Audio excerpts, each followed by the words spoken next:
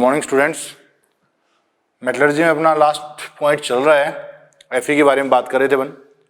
FE में उसका अपचयन करवा रहे थे, किसमें? प्रगलन के द्वारा अपचयन करवा रहे थे अपन। प्रगलन में भी अपन 2 पॉइंट पढ़ चुके हैं। वात्या भट्टी के बारे में बात करते हैं। वात्या भट्टी को अपन ने 4 पॉइंट में बांट दिया था। सबसे पहला अपन ने देखा था दहन का क्षेत्र, जहाँ पर मैक्सिमम टेम्परेचर होता है। वात्या भट्टी का मैक्सिमम टेम्परेचर अपने को कहाँ मिलेगा? दहन के क्षेत्र में मिलेगा, लगभग 2550 केल्विन के आसपास मिलता है। उसके बाद अपन ने देखा गलन क्षेत्र। गलन क्षेत्र में क्या होता है? आयरन टपक टपक के इकट्ठा होता रहता है, बूंद बूंद करके इकट्ठा होता रहता है गलित अवस्था में। उसके ऊपर क्या होता है? धातुमल तैरता रहता है, जिसको अपन आसानी से अलग कर सकते हैं। और साथ में ये धातुमल क्या करता है? इस मेटल को, जो गलित मेटल थी, उसको वापस ऑक्साइड में परिवर्तित होने से रोकता है। नेक्स्ट क्षेत्र देखें इसका अपन, ऊष्मा अवशोषण का क्षेत्र। ऊष्मा अवशोषण, ऊष्मा अवशोषण क्षेत्र, ऊष्मा अवशोषण क्षेत्र, मध्य क्षेत्र या धातुमल क्षेत्र।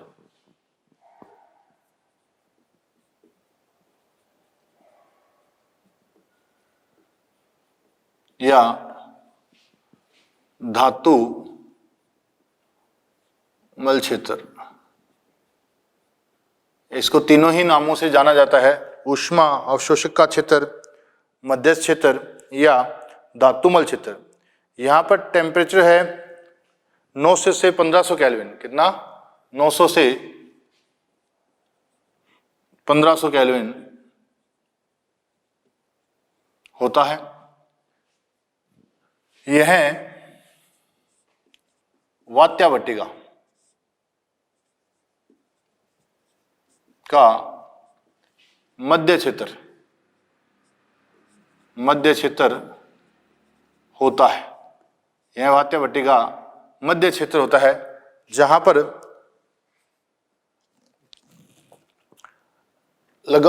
तुलनात्मक रूप में, ऊपर वाले जो देख के हैं उनके तुलनात्मक रूप में टेम्परेचर कम होता है। इसी स्थान पर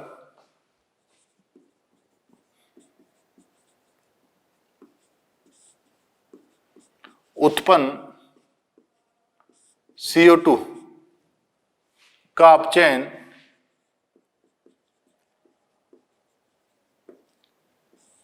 CO में हो जाता है, कार्बन मोनोऑक्साइड में हो जाता है। यह वात्या भट्टी का मध्य क्षेत्र होता है। इस स्थान पर उत्पन्न CO2 का अपचयन CO में, कार्बन मोनोऑक्साइड में हो जाता है। यह एक ऊष्मा क्षेपीय विक्रिया संपन्न होती है। CO2 है वो कार्बन से विक्रिया करके किसमें परिवर्तित होता है? CO, कार्बन मोनोऑक्साइड में चेंज होता रहता है। यह एक ऊष्मा शोषी अभिक्रिया है, इसलिए इस क्षेत्र का तापमान कम हो जाता है। इस क्षेत्र का तापमान क्या हो जाता है? कम हो जाता है, क्योंकि यह अभिक्रिया कैसी है? एक ऊष्मा शोषी अभिक्रिया है। CO का जो CO2 से वापस CO बना रहे हैं, CO की तुलना में CO2 ज्यादा स्टेबल है। मतलब यहाँ एक ऊष्मा शोषी अभिक्रिया संपन्न हो रही है, इसलिए इस क्षेत्र का टेम्परेचर क्या हो गया बेटा जी? कम हो गया। इस अभिक्रिया में होता है, यहाँ पर क्या क्या होता है? पहला पॉइंट, Fe2O3 बचा हुआ Fe2O3 का अपचयन हो जाता है। बचे हुए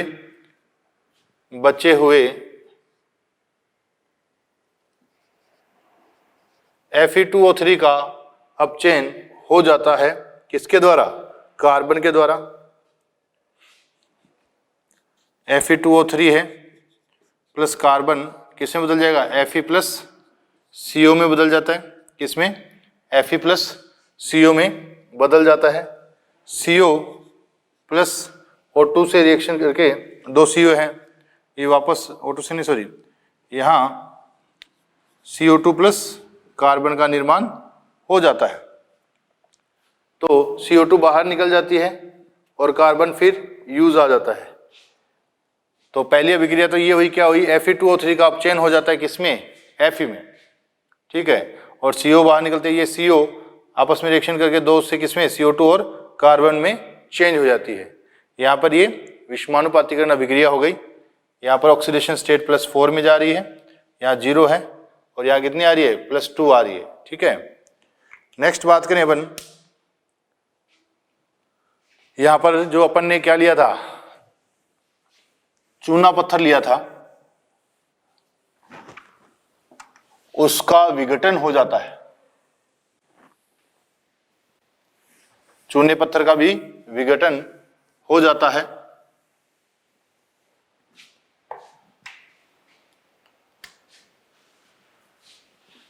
इसी स्थान पर चूना पत्थर विघटित होकर CaO का निर्माण करता है, कैल्शियम ऑक्साइड का निर्माण करता है, जो SiO2 से अभिक्रिया कर धातुमल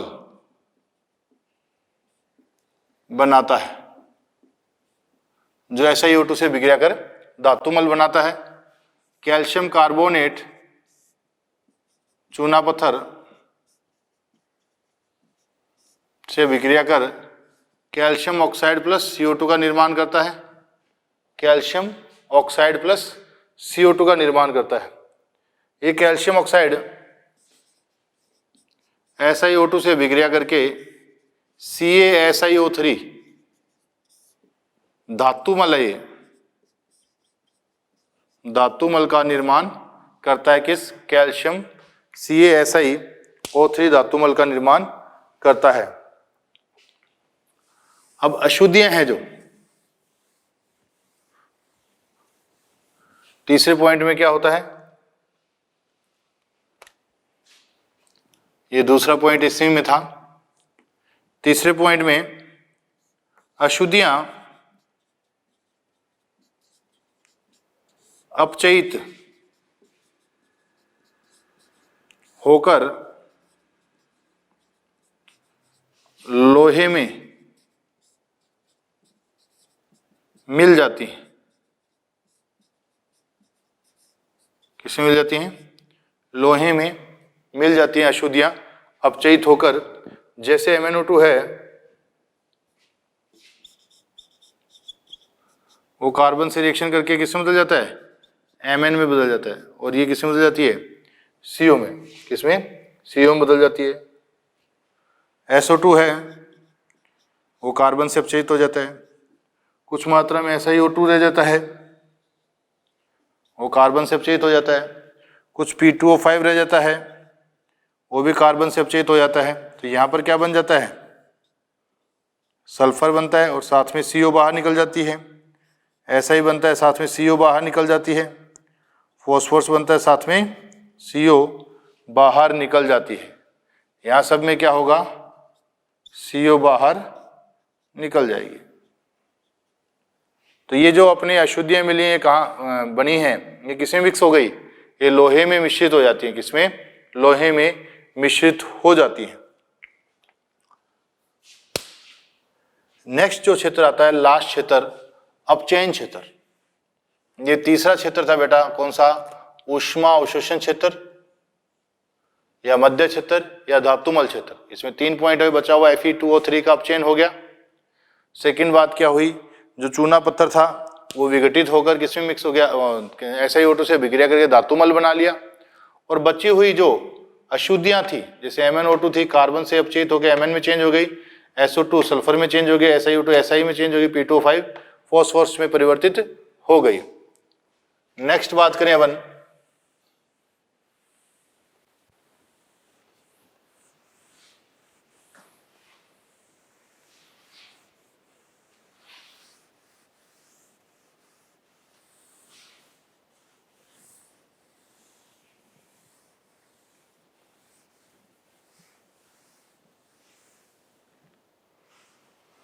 अपचयन क्षेत्र डी है,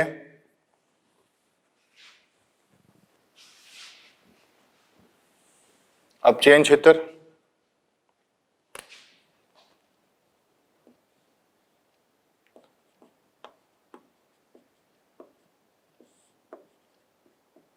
क्या है ये? अपचयन क्षेत्र। यहां पर सबसे कम टेम्परेचर होता है कितना? 500 से 900 केल्विन, 500 से 900 केल्विन। यह वात्यावटिका का सबसे ऊपर का क्षेत्र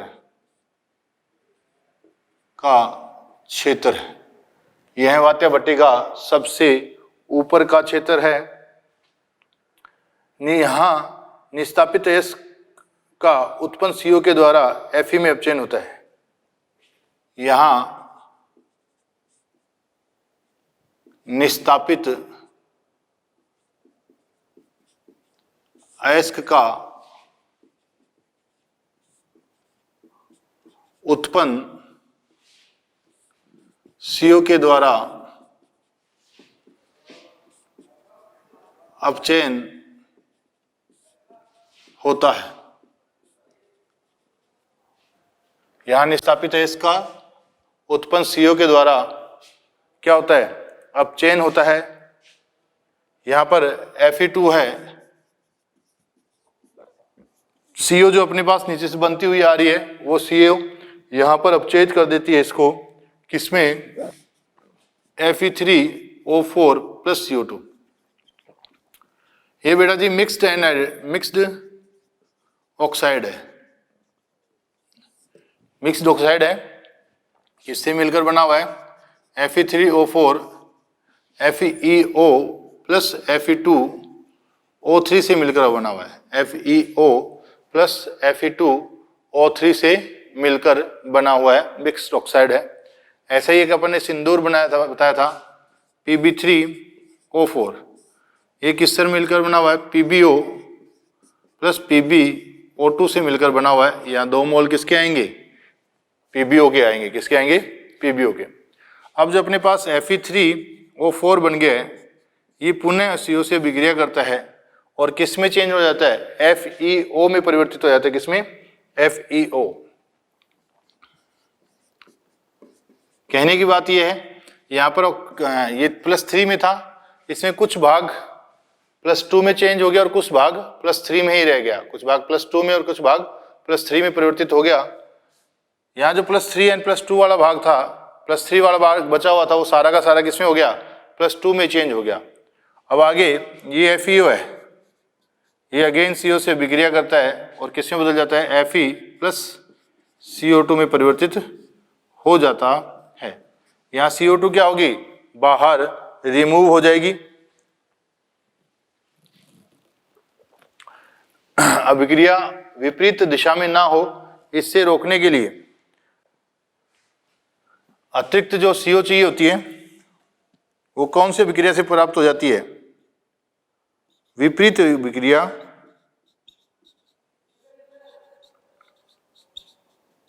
को रोकने के लिए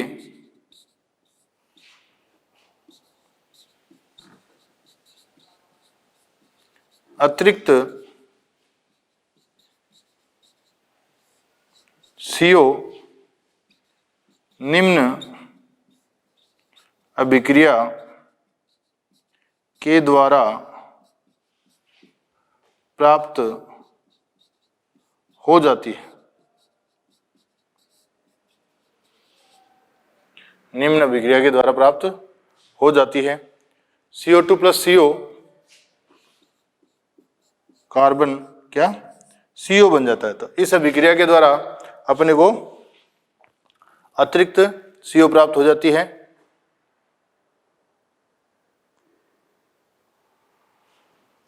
नेक्स्ट बात करें, इस क्षेत्र का ताप बेटा इतना कम होता है कि यहां लोहा पिघल नहीं पाता, पिघली अवस्था में नहीं प्राप्त होता।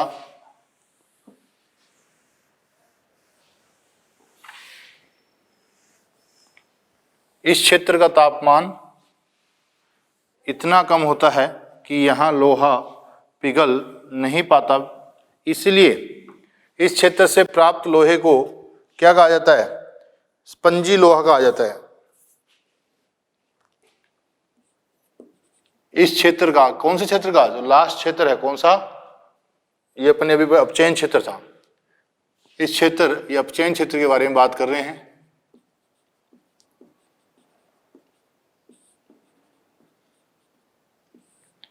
इस क्षेत्र का ताप इतना कम होता है कि यहां लोहा पिघल नहीं पाता,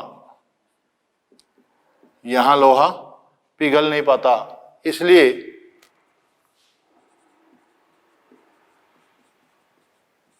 इस स्थान से प्राप्त लोहे को स्पंजी लोहा कहा जाता है। क्या कहा जाता है? स्पंजी लोहा कहा जाता है। यह कुछ अशुद्धियों को अवशोषित कर लेता है। यह अशुद्धियों को, कुछ अशुद्धियों को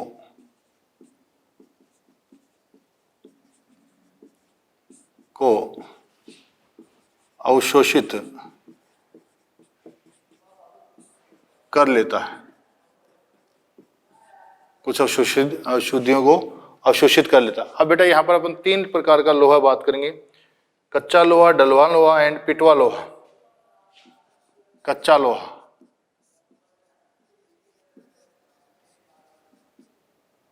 इसको इंग्लिश में बोलते हैं पिग आयरन। इंग्लिश में याद रखना, क्या बोलते हैं? पिग आयरन बोलते हैं। इसमें कार्बन की मात्रा, इसमें कार्बन की मात्रा मैक्सिमम होती है।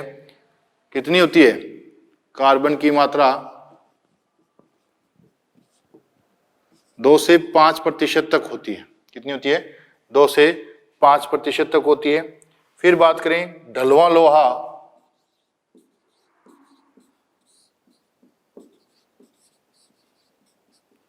इसको बोलते हैं कास्ट आयरन। क्या बोलते हैं? इसको कास्ट आयरन बोला जाता है। इसमें लोहे की मात्रा, कार्बन की मात्रा 2 से 4% तक। कितनी? 2 से 4% तक। फिर अपन अगर स्टील की बात करें, स्टील भी एक मिक्स होती है कार्बन इसमें 2 से 3% तक। कितना? 2 से 3% तक। और सबसे लास्ट में जिसमें लोहे की मात्रा सबसे कम होती है उसे बोलते हैं पिटवा लोहा। पिटवा लोहा पीट के जो बना होता है, मतलब पीट के इसमें से, याद रखने के लिए, पीट में सारा अपने इसमें से लोहा निकाल दिया। रफ आयरन बोलते हैं इसको। इसमें लोहे की मात्रा, कार्बन की मात्रा सबसे कम होती है। कितनी? 0.1 to 0.2% तक। ये सबसे लोहे का शुद्धतम रूप है। तो आपको पूछ लेता है वो, लोहे का सबसे शुद्धतम रूप कौन सा है? लोहे का सबसे शुद्धतम रूप पिटवा लोहा है। और लोहे के किस रूप में मैक्सिमम, लोहे के किस रूप में मैक्सिमम कार्बन की मात्रा पाई जाती है? लोहे के पिग आयरन या कच्चा लोहा जो अपने को डायरेक्ट प्राप्त होता है, उसमें कार्बन की मैक्सिमम मात्रा, ये याद रखना बेटा, ये इंपॉर्टेंट है। पूछ लेता है किस में मैक्सिमम कार्बन की मात्रा होगी, किस में मिनिमम लोहे की मात्रा होगी, तो अपन ये बता देंगे। ये 4 है, कच्चा लोहा, डलवा लोहा, स्टील एंड पिटवा लोहा। इनके इंग्लिश में याद रखना, खास करके इसको इंग्लिश में ज्यादा पूछते हैं, पिग आयरन,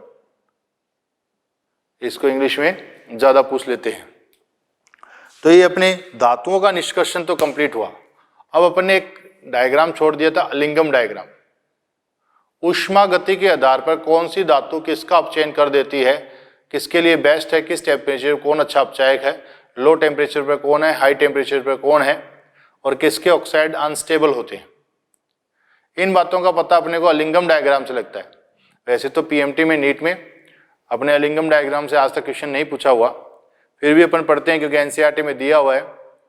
ये ऊष्मा थर्मोडायनेमिकली अपन बताएंगे कि किसके कौन सा जास्ट है। आपको क्या क्या याद रखना है इसमें, सीधी सीधा तरीका बता रहा हूं मैं कि आपको कैसे कैसे क्वेश्चन आए तो आपको कैसे सॉल्व करना है। कुछ भी नहीं है, अपने को दिमाग लगाना ही नहीं है फालतू। इसमें 2 तरीके हैं। तो नेक्स्ट हेडिंग डालिए अपने अलिंगम डायग्राम।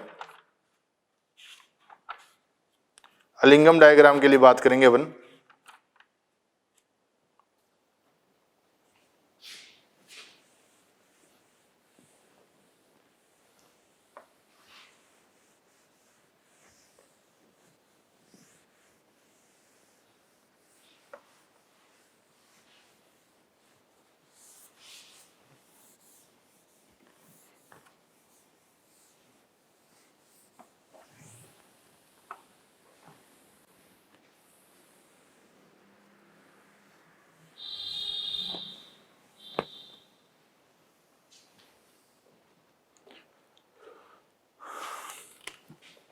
एलिंगम आरेख। एलिंगम आरेख किसके मध्य ग्राफ है? एलिंगम आरेख डेल्टा जी तथा ताप के मध्य। यह है आरेख डेल्टा जी तथा ताप के मध्य आरेख। डेल्टा जी तथा ताप के मध्य आरेख है विभिन्न धातुओं के लिए।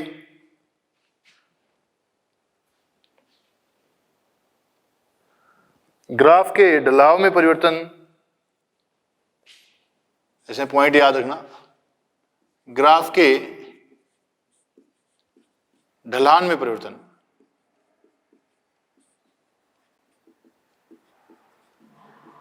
ग्राफ के जो ढलान में परिवर्तन होता है वो धातु की अवस्था को, धातु की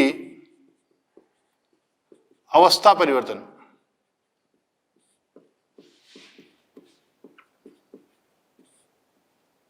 को दर्शाता है। अवस्था परिवर्तन को दर्शाता है। अवस्था परिवर्तन मतलब पहले सॉलिड था, वो किस में चेंज हो गया? लिक्विड में। फिर लिक्विड था, किस में चेंज हो गया? गैस में। तो ये किसको दर्शा रहा है? अवस्था परिवर्तन को दिखा रहा है। अपन वहां देखेंगे कि अपने को प्रोडक्ट किस में मिलेगा, गैसीय अवस्था मिलेगा, गलित अवस्था मिलेगा, या ठोस अवस्था में अपने को उत्पाद मिल जाएगा। उसके लिए बात करते हैं।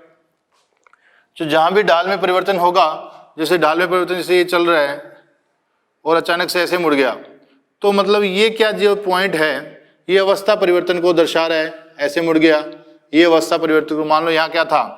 सॉलिड था, ठोस था, तो यहाँ पर क्या मिलेगा अपने को? गैस अवस्था मिलेगी, सॉरी द्रव अवस्था, गलित अवस्था मिलेगी, गलित लिख देते हैं। और यहाँ पर कौन सी मिलेगी? गैस अवस्था में परिवर्तित हो जाएगा। मतलब क्या हुआ? ये जो पॉइंट है ये किसको दर्शा रहा है? मेल्टिंग पॉइंट को दर्शा रहा है। और ये पॉइंट है जिसको इसको दर्शा रहा है बॉइलिंग पॉइंट को। समझे एक बात? दोबारा समझो। ग्राफ के ढलान में परिवर्तन धातु की अवस्था परिवर्तन को दर्शाता है। ग्राफ में परिवर्तन जो धातु की अवस्था परिवर्तन को प्रदर्शित करता है। यहां सॉलिड था,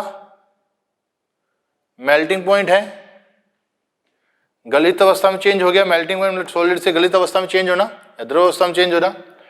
फिर ये जो यहाँ ढाल में फिर परिवर्तन हुआ, यहां पर क्या चीज में आ गया, गैस अवस्था में, गलित से गैस में जाना, बॉइलिंग पॉइंट, ये क्या कहलाएगा, बॉइलिंग पॉइंट। तो आपको अवस्था परिवर्तन का जो पॉइंट है वो क्या कहलाएगा, बॉइलिंग पॉइंट कहलाता है। क्या कहलाता है, बॉइलिंग पॉइंट कहलाता है। नेक्स्ट अपन बात करते हैं इसमें थर्ड पॉइंट, या तो इसको बना लेना। थर्ड पॉइंट है अलिंगम आरेख में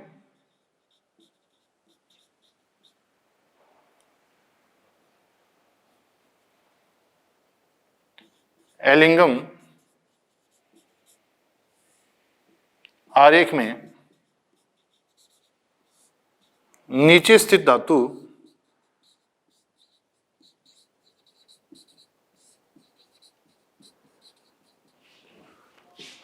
ऊपर स्थित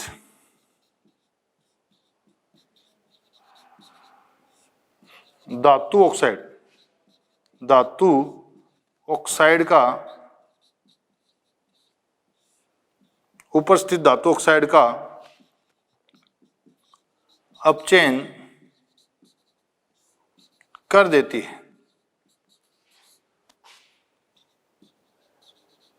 ऊपर स्थित धातु आरेख का अपचयन कर देती है। इसका मतलब क्या है,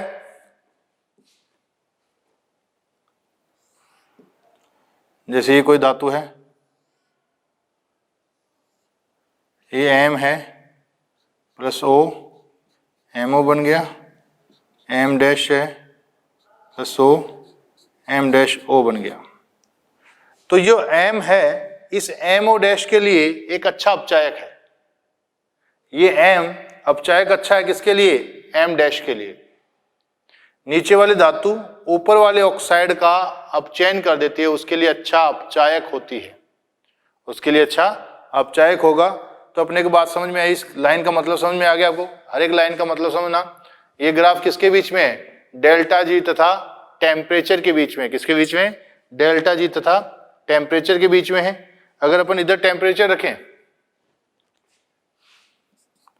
और ये डेल्टा जी है, ये जीरो ले लें और ये ऋणात्मक मान आ जाएगा डेल्टा जी का, अर्थात जिसके लिए जितना ज्यादा नेगेटिव मान होगा, किसका, डेल्टा जी का, उसका ऑक्साइड उतना ही ज्यादा स्टेबल होगा। या फिर ये बोले जिसके लिए डेल्टा जी का मान जितना ज्यादा होगा वो धातु उतनी ही अच्छी अपचायक होगी, उतनी ही अच्छी अपचायक होगी। तो अपन ये देखते हैं नीचे की ओर नेगेटिव ज्यादा होता जा रहा है, तो अपचायक प्रवृत्ति क्या होती जा रही है, बढ़ती जा रही है। अपचायक प्रवृत्ति क्या होती जा रही है, बढ़ती जा रही है। ठीक है, तो नीचे वाला ऊपर वाले के लिए अच्छा अपचायक होता है। अधिक विद्युत धनी धातुएं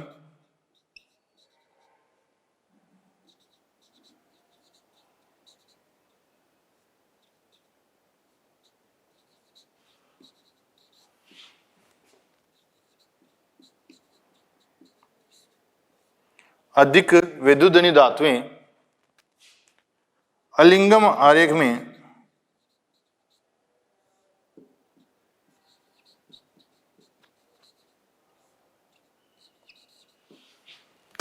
नीचे स्थित होती हैं।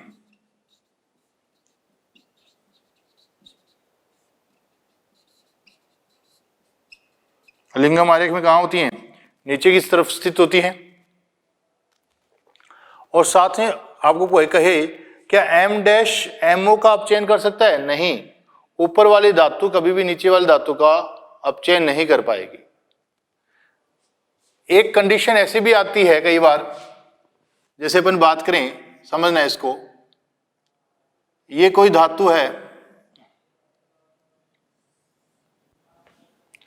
इसको कहें एम की O2 से रिएक्शन कराई, क्या बन गया, एमओ, एम डैश की O2 से रिएक्शन कराई, क्या बन गया, एम डैश ओ। ये एक पॉइंट आ गया बेटा, इसको कहते हैं cross over temperature. Cross over temperature, इस क्रॉस ओवर टेम्परेचर का मतलब क्या है, इस टेम्परेचर से, मान लो ये टेम्परेचर है अपने पास 500 डिग्री सेंटीग्रेड है, 500 केल्विन मान लो, डिग्री सेंटीग्रेड मान लो। इस टेम्परेचर से पहले क्या होगा, m अच्छा अपचायक है किसके लिए, m डैश के लिए। पूरी बात ढंग से समझना। इस टेम्परेचर, इसको बोलते हैं क्रॉस ओवर टेम्परेचर, ये टेम्परेचर आने के बाद में इस टेम्परेचर से पहले, इस टेम्परेचर से 500 डिग्री सेंटीग्रेड से पहले m अच्छा अपचायक है किसके लिए, m डैश के लिए। जबकि इस टेम्परेचर के बाद m डैश अच्छा अपचायक है किसके लिए, MO के लिए। m डैश अच्छा अपचायक किसके लिए, MO के लिए। तो इसको कहेंगे क्रॉस ओवर टेम्परेचर के बाद सभी परिस्थितियां क्या हो जाती हैं, परिवर्तित हो जाती हैं। सभी परिस्थितियां क्या होंगी, परिवर्तित हो जाती हैं। m डैश अच्छा अपचायक होगा 500 डिग्री सेंटीग्रेड के बाद, m अच्छा अपचायक होगा कहां पर, 500 डिग्री सेंटीग्रेड से पहले। तो ये आ गया क्रॉस ओवर टेम्परेचर। क्या आ गया, क्रॉस ओवर टेम्परेचर। इसको, ये तो अपने ग्राफ, 3 ग्राफ आपको समझ में आने चाहिए थे। इस ग्राफों से आपको पूरी बातें समझ में आ जाएंगी। क्या ये है अवस्था परिवर्तन।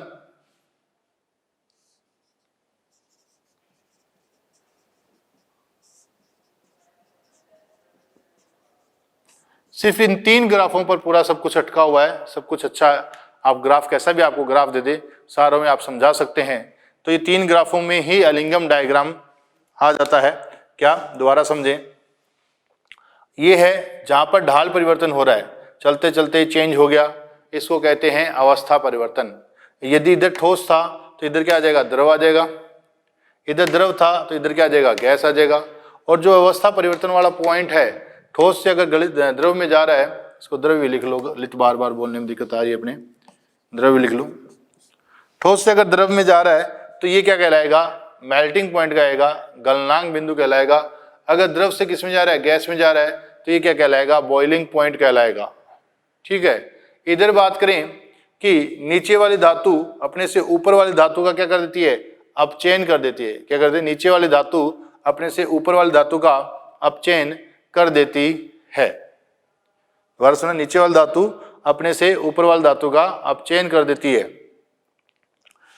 ऊपर धातु ऑक्साइड का। तो यहाँ m अच्छा अपचायक है किसके लिए, m डैश O के लिए। जबकि आपको उल्टा पूछे m डैश MO के लिए अच्छा अपचायक है, नहीं, MO के लिए अच्छा अपचायक नहीं है। यहां बात करें, यह है क्रॉस ओवर टेम्परेचर। क्या है, cross over temperature. Cross over temperature का मतलब है वह टेम्परेचर जिसके बाद में दोनों एक दूसरे के विपरीत गुणों में प्रदर्शित करते हैं। इस 500 डिग्री सेंटीग्रेड से पहले, इस 500 डिग्री सेंटीग्रेड से पहले m अच्छा अपचायक था किसके लिए, m डैश O के लिए। जबकि इस 500 डिग्री सेंटीग्रेड के बाद m डैश अच्छा अपचायक है किसके लिए, MO के लिए। ये अपनी छोटी छोटी बातें हुई हैं। अब देखते हैं क्या है।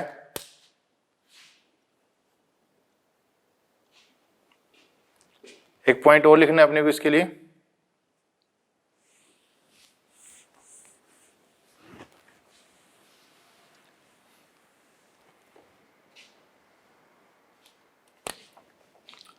जिन धातु ऑक्साइड के लिए, धातु ऑक्साइड के लिए डेल्टा G का मान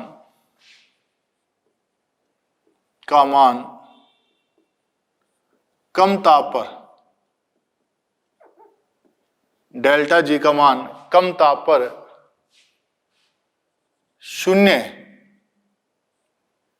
हो जाता है, 0 हो जाता है, उनके ऑक्साइड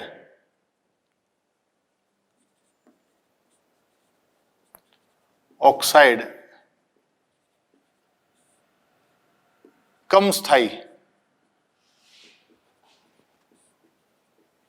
होते हैं, उनके ऑक्साइड कम स्टेबल, कम ताप पर स्टेबल बोल सकते हो आप, कम ताप स्थायी होते हैं, कम ताप स्थायी होते हैं। जैसे अपन बात करें, एग्जाम्पल दें, आपको याद हो तो अपने पी ब्लॉक पढ़ा था एग्जाम्पल, Ag2O, HgO, Au के ऑक्साइड है। अपन ने बात की Ag2O को गर्म करते हैं तो ये किसमें बदल जाता है, Ag plus half O2। O2 प्राप्त करने की विधि बताई थी अपने। ऐसे ही HgO गर्म किया, Hg प्लस हाफ O2 प्राप्त हो गया। तो मतलब इनको हल्का सा गर्म करते ही अपने मेटल और ऑक्साइड अलग अलग हो जाते हैं, ऑक्सीजन अलग अलग हो जाती है। परंतु अगर PbO2 को गर्म करो आप तो ये किसमें बदलता है, PbO में बदला था, आपको याद हो तो, प्लस O2 प्राप्त हुई थी। PbO2 PbO प्लस O2 में चेंज हुआ था। तो अपने देखा कि इसका ऑक्साइड तो स्टेबल है, पर ये ऑक्साइड कैसे होते हैं, अनस्टेबल है। हल्का सा टेम्परेचर देते ही किसमें चेंज हो जाएंगे, मेटल और ऑक्सीजन में चेंज हो जाते हैं। तो अपने फिर बता रहे हैं ये 3 ग्राफ इंपॉर्टेंट है अपने, ये ग्राफ और ये ग्राफ। इन तीनों ग्राफों को अपन ध्यान में रखते हुए अपने को चलना है। नेक्स्ट बात करते हैं अपन, ऐसे कुछ क्वेश्चन है उनके लिए बात करेंगे। इसके ग्राफ में अपन देखें एक बार दोबारा,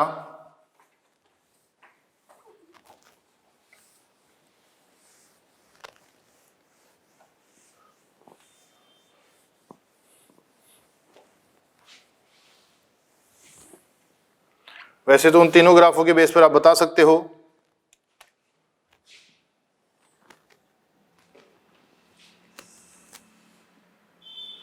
ये डेल्टा जी है, ये टेम्परेचर है, टेम्परेचर ले लेते हैं अपन normal 500, 1000, 1500, 2000, 2500।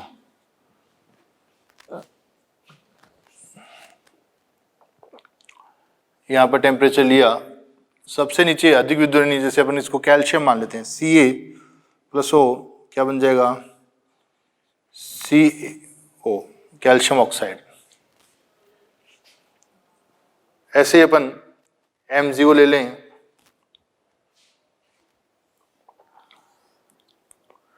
Mg plus O, MgO। Aluminium को ले लें, एल्युमिनियम को अपन लेंगे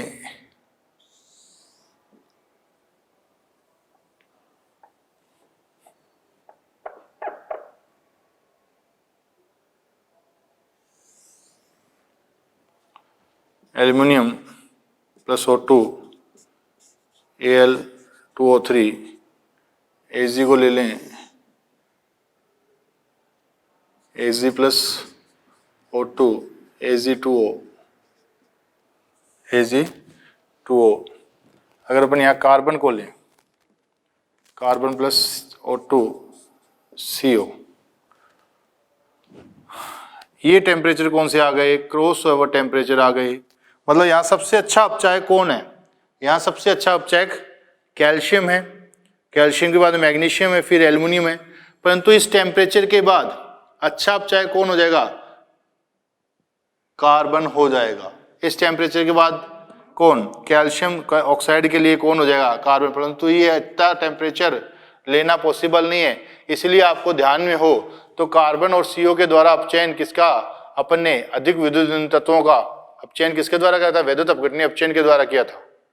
क्योंकि इतना टेम्परेचर मेंटेन करना पॉसिबल नहीं है, इसलिए लो टेम्परेचर पर कार्बन और CO क्या है, अच्छे अपचायक हैं। जैसे Fe के लिए किया था अपने, Fe के लिए किया था अपन ने, देखा था जो अपचयन क्षेत्र था उसमें टेम्परेचर 500, 600 था, जहां अपने लोहा क्या नहीं था, पिंगला ही नहीं था, स्पंजी लोहा प्राप्त हुआ था अपने को। ठीक है। और नेक्स्ट इसमें यही आपको मैंने आपको 3 ग्राफ बनाए हैं, एक ये था, एक ये और दूसरा। इसी के बेस पर आप सभी क्वेश्चनों के आंसर दे सकते हो। अब नेक्स्ट क्लास में अपन क्वेश्चनों के बारे में बात करेंगे, मेटलर्जी के कुछ जो इंपॉर्टेंट क्वेश्चन बनते हैं उनके बारे में बात करेंगे। तो आप मॉडल थोड़ा करके आए, एग्जाम में आए हुए क्वेश्चन है उनमें अलिंगम डायग्राम आज तक नीट में तो आया नहीं हुआ है, जेईई मेन में और एडवांस में क्वेश्चन पूछे जाते हैं, फिर भी अपने आ सकते हैं, इसलिए थोड़ा ध्यान रखना। और जो मेटलर्जी एक रटने वाला, याद करने वाला चैप्टर है, समझने के साथ याद करने वाला है। इसको अपने पहले कॉमन मेटलर्जी पढ़ो, उसके बाद में उसको हर एक पर अप्लाई करो, जिससे आपके क्वेश्चन सॉल्व होने लग जाएंगे। बार बार पढ़ोगे मेटलर्जी आपको याद हो जाएगी। मिलते हैं नेक्स्ट क्लास में, आज के लिए इतना ही। Thank you.